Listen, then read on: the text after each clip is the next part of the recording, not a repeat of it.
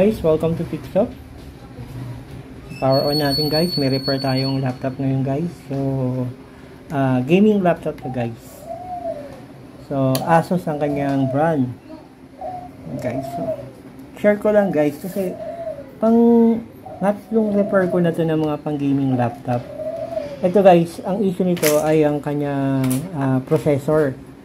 Ang kanyang laptop processor. So, yan guys, so na-disassemble ko na siya para i-test natin. So yan guys, power on natin, power on naman. So ang problem nito guys, nag-overheat yung kanyang CPU, yung processor. So nag-check na tayo ng multiple checking guys.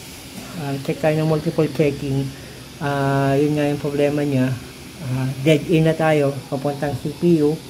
Nag-conduct na tayo ng ibang mga method para just in case na mag-ask yung customer, 100% natin yung masasagot na processor talaga yung problem.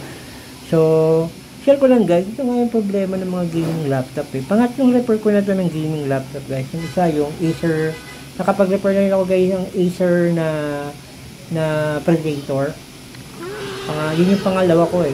Ang problem naman yung guys, yung kanyang GPU chip, nag-overheat din. Basta mga gaming laptop guys, no? Napapansin ko lang, mga katek natin noon, sira lagi yung kanilang yung number 1, yung kanilang GPU. Tapos pangalawa, yung kanilang processor. Ito, first time ko kasi 2 beses na ako nag-repair ng gaming laptop na GPU yung sira. Ito, pangatlo ko to guys. Ang tatak naman ito, Asus. Sira naman ito, processor. So, talagang chinek ko ng maayos para 100% yung may sasagot ko sa customer natin.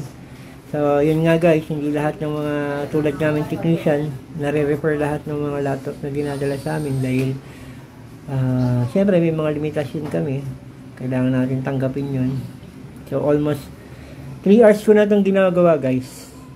Actually, hindi lang. Dahil nung last week, ginawa ko na rin ito. Chinek ko 1 hour yun. Then, continuation lang to ngayon guys. So confirm 100%.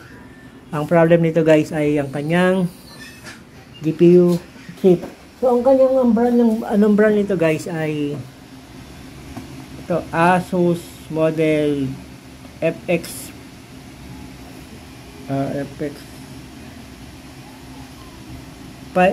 55DY. So yan guys.